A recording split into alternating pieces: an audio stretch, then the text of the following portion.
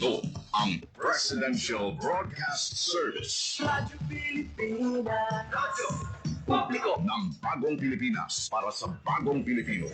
Naghahatid ng mahahalagang balita at impormasyon na guugnay ng pamahalaan sa sambayanan. Tulay sa himpapawid ng serbisyo publiko. Radyo Pilipinas. Radyo Publiko.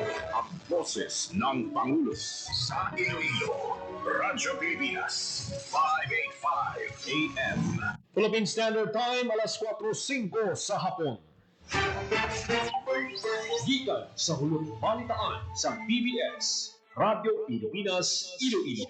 Gintipon sa bukos na pwersa sa News and Public Affairs Division, mga pagsaysay sa mga hitabo o aksyon, mga pananawan, kang desisyon, mga hibubunon sa napitukan na sektor, mga danagpong ng balita, diri sa Iloilo, at mga bahin sa Kabisayan na katungdan, mga balita na natipon sa sunod sa nagligan ng 24 oras. Inyo mapatian sa Headliners Watch. Kagkaroon, yari ang inyong PBS News Team.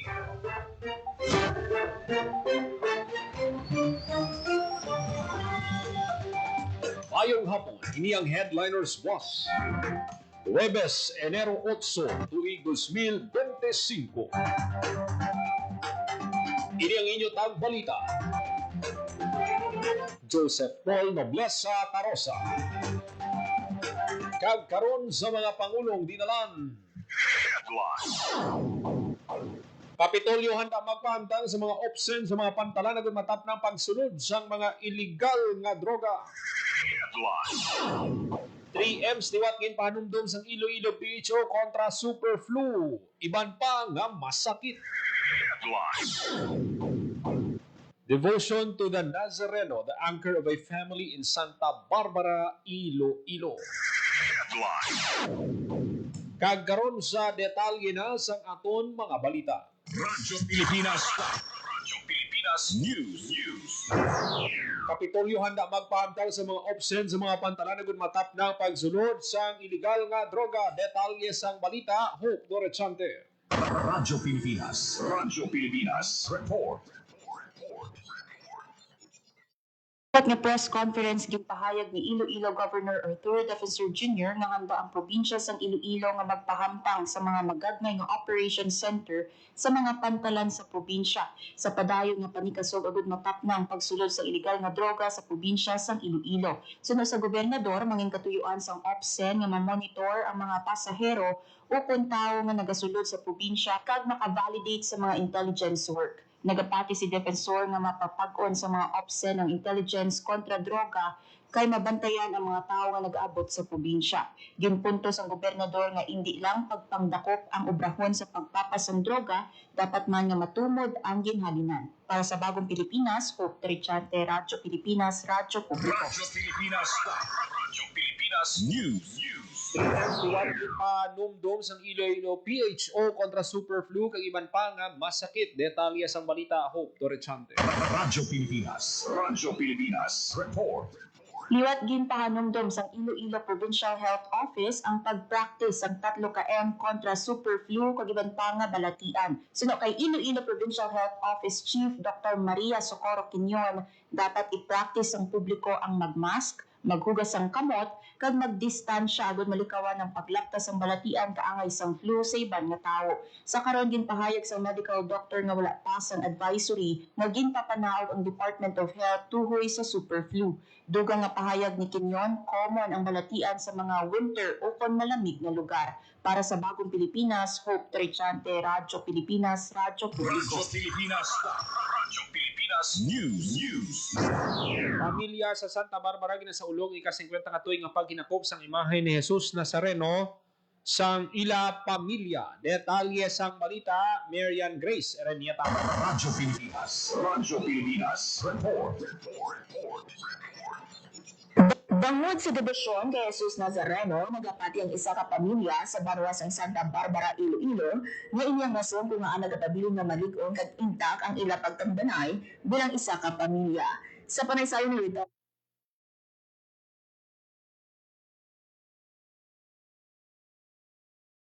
Bangod sa debisyon kay Jesus Nazareno, nagapati ang isa ka pamilya sa Barwas ang Santa Barbara, Iloilo, nga inyang rason kung nga nagapabiling na malig-on kag intak ang ila pagtangdanay bilang isa ka pamilya. Sa panaysayon ni retired Judge Elinda Sendino Tersol, gimpayag niya nga bangod sa debisyon sa ila pamilya, napabili ng pag-intindihanay, pagsuporta sa kada isa kag ang mabakod nga pagtuo, nga amo man ang nagaserbe nga sila nandigan sa tunga sa bisan ano pa nga pagkilaw nga nagaabot sa ila pamilya. Mag-umpisa ang debisyon sa pamilya ng Judge Tersol paagi sa ila mga tiya nga sa dagnamasya kag natibidad. Ang life-size nga imahe ni Jesus Nazareno nga ginahuktan sang ila pamilya nagalimpa mismo sa simbahan sang Quiapo kag gindala sa ila ancestral house ang tuig 1976. Sa pagunduraw ni Judge Tersol, ginpayag niya nga tunang kareliyoso ang ilang mga tiya kag ginasiguro gid sa mga ini nga sila nga mga hinablos ang permi nagapangamuyo sa atubangan sang imahe. Panaysayon naman ni Kay Sendino, hinablos ni Tersol nga hanisang gamay pa siya, nangikabay na sang iya adlaw nga pagsulundan ang pag-agi sa kwarto kung sa ginahangtang ang imahe agud maghalad sang pangamuyo. Saksi si Kay sa gahon sa pagtuo, bangod madamo na sang iya mga pangamuyo ang natuman. Matapos nga nagtaniwa sa Nemesya natibidad kag ang ginikanan ng Tersol, ang ila karon magulang nga babae nga si Bernardita Sanfrego ang nagapamuno sang debisyon. Bangod sa debisyon sa ila pamilya, nagkapati si Judge Tersol nga ini ang rason kung nga nagapabili nga intak ang ila pamilya kag nagahang panay. Apisan nga may pangabuhi na ang iya di mapakawa ultod kag ang iya hinablusan nagaobra sa abroad, ginpahayag ni Judge Tersol nga wala gyud gipabayan ang ila obligasyon sa tiyon nga magprosesyon ng ila imahe sa kapistahan ni Nuestra Padre Jesus Nazareno kada Enero kag Biyernes Santo. Pahayag ni Judge Tersol nga nagapauli ang iyang mga hinablos sa rimpa sa Amerika para lang magbulig sa paghikot sang ila prosesyon. Dugang kaniya, hindi na maisip ang mga blessings nga nag-abot sa ila pamilya. Bangod sa ila debosyon na ubayan ang ila pamilya, ilabi na sa ila ikaayong lawas, kag pagtuman sa pilanina ka mga pangamuyo. Ginhalimbawa ni Tersol ang istorya sa ihaduha ka kabataan nga sa may Atty. Robs Perry kag Atty. Genevieve nga dunga nakapasar sa 2020 kag 2021 bar examinations. Antes ang pasinawan, hugod nga ginpangamuyo ni Judge Tersol sa Nazareno nga tutuyan ang iyang kabataan kag wala man siya napasilawan sa iya nga ginpangamuyo. Kadungan sa kapistahan sa nitong nga Nazareno, may hiwaton nga misa sa Santa Barbara Parish Church 5:30 sa aga sa January 9 nga pakilasundan sa prosesyon. Ginhayag ni Judge Tersol ang mga pumuluyo sa Santa Barbara kag kaiping nga mga munisipalidad nga magupod sa misa kag prosesyon nga hiwaton sa aga. Para sa Bagong Pilipinas, Maran Grace Areñata, Radyo Pilipinas, Radyo Publiko. Radyo Pilipinas. Radyo Pilipinas News. Sugod na sang road clearing operation ang Task Unit Road Obstruction sa Public Order Safety Management Office sa mga dalan nga agent sang ruta para sa opening salvo.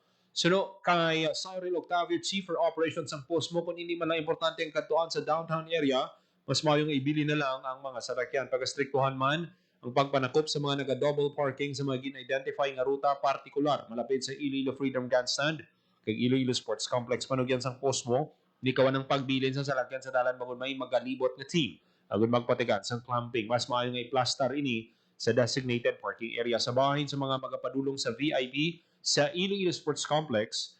Indesignar naman nga parking area ang campus ng West Visayas State University kag patuman ang first come, first serve basis.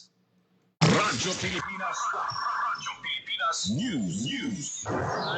TTMO nag-imbiso sa mga car owners nga maglakat na lang o kung mag-commute sa highlights ng Dinagyang Festival kag kasadyahan sa Kabanwahanan. Detalye sang balita, Janelle Baclay. Radyo Pilipinas. Radyo Pilipinas. Report.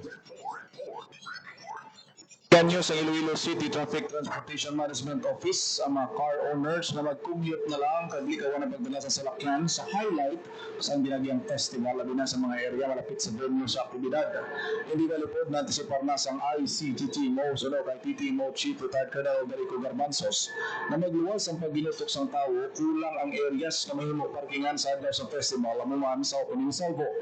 May gindesignate man na off-site parking areas ang ICTT Mo sa diin pwede makapark ang mga salakyan sasakyan kag mas maayo nga maglakat na lang sa mga aktibidad agad ma-enjoy ang festival. Ginabisuhan man ang mga motorista sa pagsunod sa traffic flow agad malikawan nga mahulaan. Magapadayon man ang ICT team mo sa pagpatuman sa clamping labi na sa mga emergency lane areas kag no parking areas. Mag-issue man sa kartas ang ICT team mo sa mga nagkinahanglan na magsulod sa syudad kasubong sang essentials kag magadesignar sang emergency lanes. Para sa Bagong Pilipinas, Gina Baclaer, Radyo Pilipinas, Radyo Publiko. Radyo Pilipinas News. Sa ginadusok nga signal jam sa Dinagyang Festival magadepende na sa Iloilo City Government suno sa ICPO. Detalye sa balita, Janelle Baclaer. Radyo Pilipinas. Report. Magadepende na kay Iloilo City Mayor Isa Treñas kag sa Iloilo City Government ang pagdesisyon sa ginadusong nga signal jamming sang ICPO para sa selebrasyon sa Dinagyang Festival 2026. Ginpahayag ni ICPO Director Colonel Kim Ligada sa giniwat nga press con sa Iloilo City Hall, wala pa sila sang approval nga nabaton sa ilang rekomendasyon. Isa sa konsiderasyon sa seguridad dugang ni Ligada rason man sang pagrekomendar sang signal jam ang historical data sa mga pamahog nga nabaton kasubong sang bomb threats na mahimo makatublag sa mga aktibidad.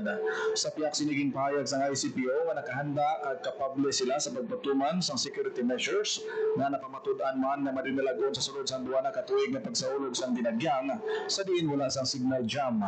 Yara sa 3,800 ka personnel nakip na mga force multipliers kag 1,872 ka PNP augmentation ang magabantay sa mga aktibidad may kangtanan sa pagsaulog sa Dinagyang Festival 2026.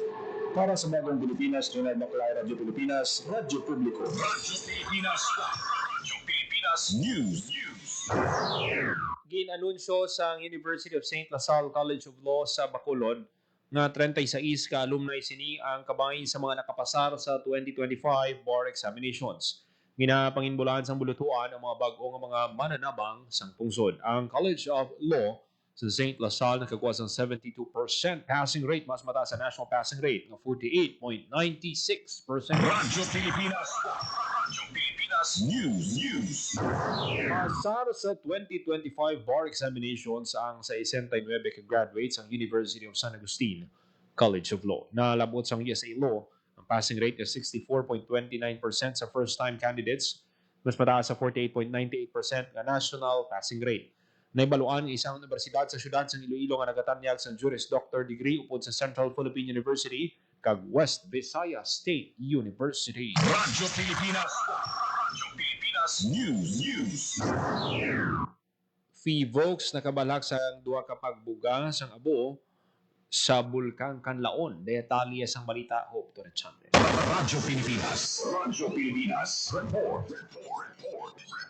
Sa makaligaw nga 24 oras nakabalhag sa duwa kapag bugas ang abo ang FIVOLX sa Bulkang Kanlaon sa Negros. Ang ashing activities naglawig sa 1 ka oras kag 48 minuto kag 6 ka oras kag 21 minuto. Samtang 4 ka volcanic earthquake ang na-record sa bulkan halin kaagahon sa Enero 7 tugtog kaagahon sa Enero 8. Ang sulfur dioxide flux ang Kanlaon naglabot sa 854 tonelada kada adlaw sa Enero 7. Sa gihapon nakasaka sa alert level 2 ang Kanlaon. Para sa Bagong Pilipinas, Hope Torrechante, Radyo Pilipinas, Radyo Publiko. Radyo Pilipinas News.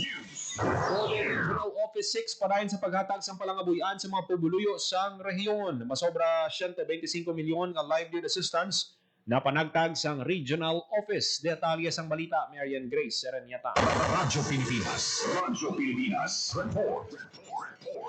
Padayon ang paghatag sa palangabuhian sa Dollar Region 6 sa mga pumuluyo sa Western Visayas. Hinagi sa Dollar Integrated Livelihood Program o DILIP, nakatanagtag ang ahensya sa 4,800 ka individual sa financial assistance balaw masobra sa 125 million pesos as of September 2025.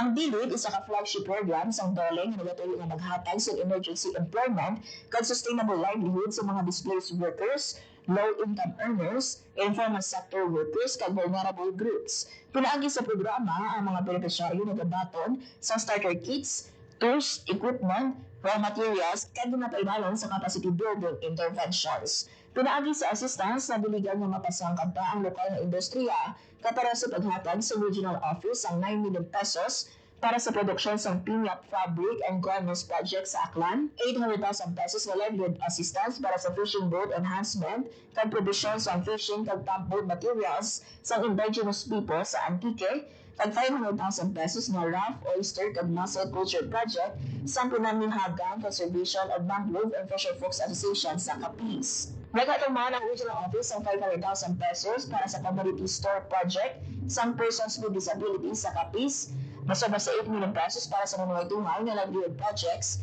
sa parents of child laborers sa Iloilo, masobra sa 500,000 pesos para sa rice retaining project sa Negros Occidental, na nakabenepisyo ang 18 ka persons deprived of liberty, kag 1 million pesos na livelihood project sa parents of child laborers sa Guimaras.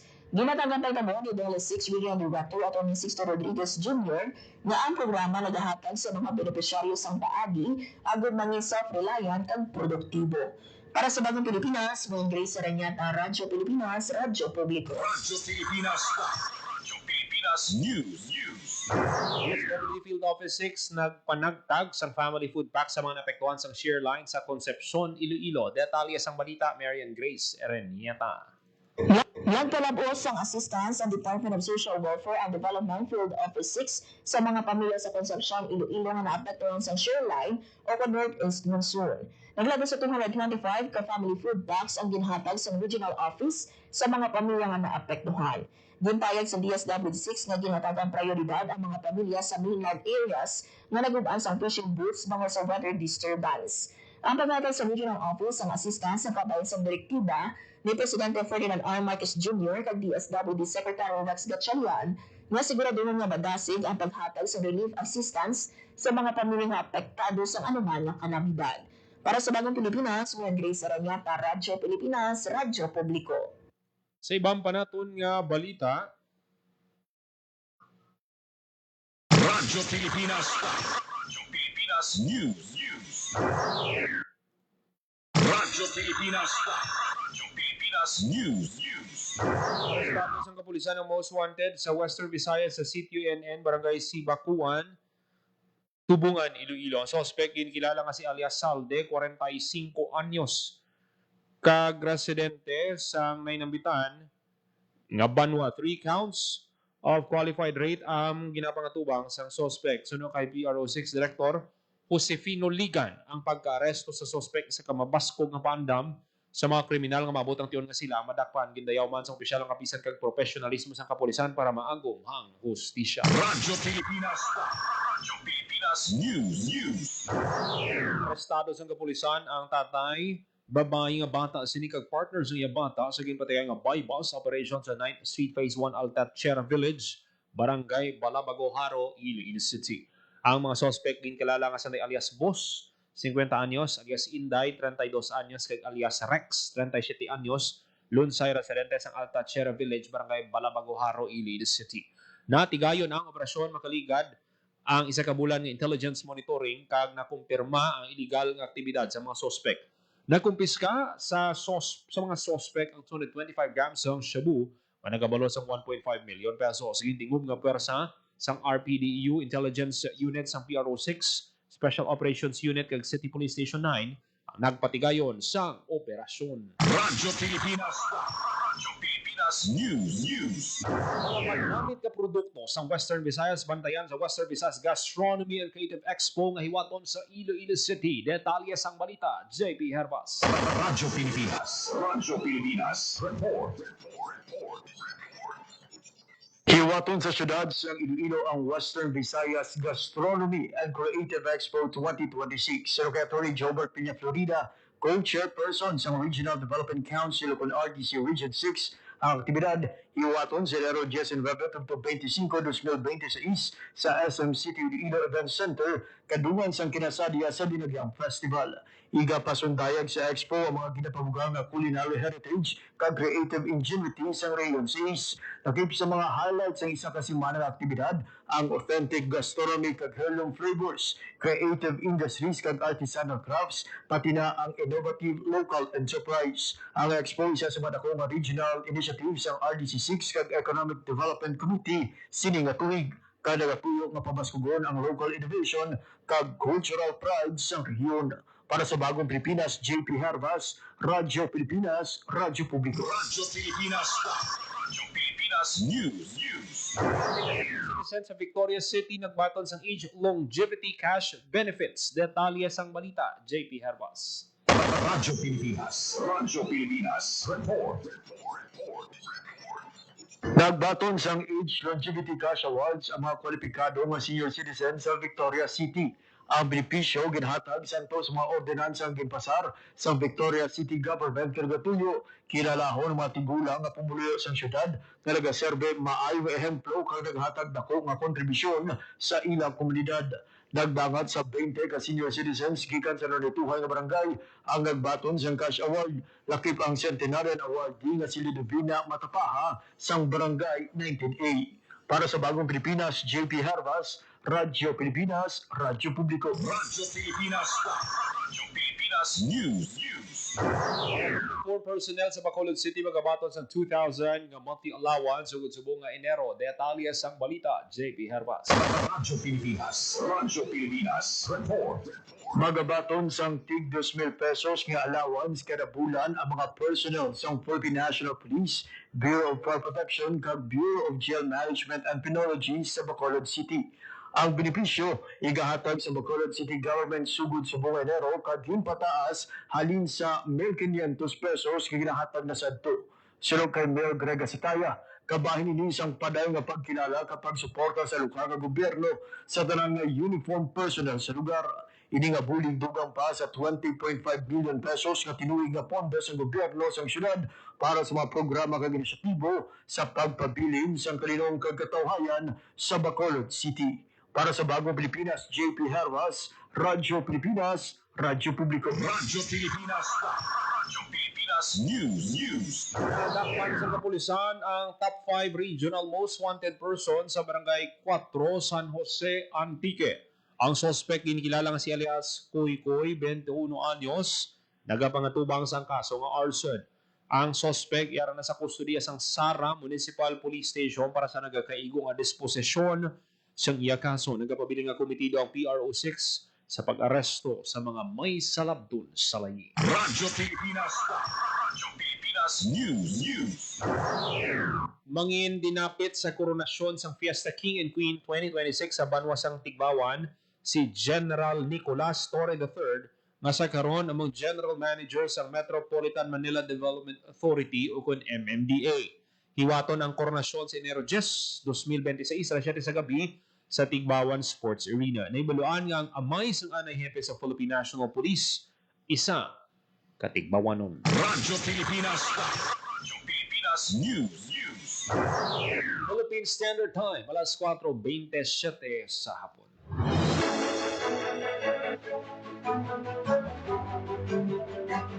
Kagamihan ito manatipon nga balita sa PBS Radio Pilipinas Iloilo News Team. Huwebes, Enero 8, tuig 2026. Ining inyo tang balita, Joseph Paul Noblesa Tarosa.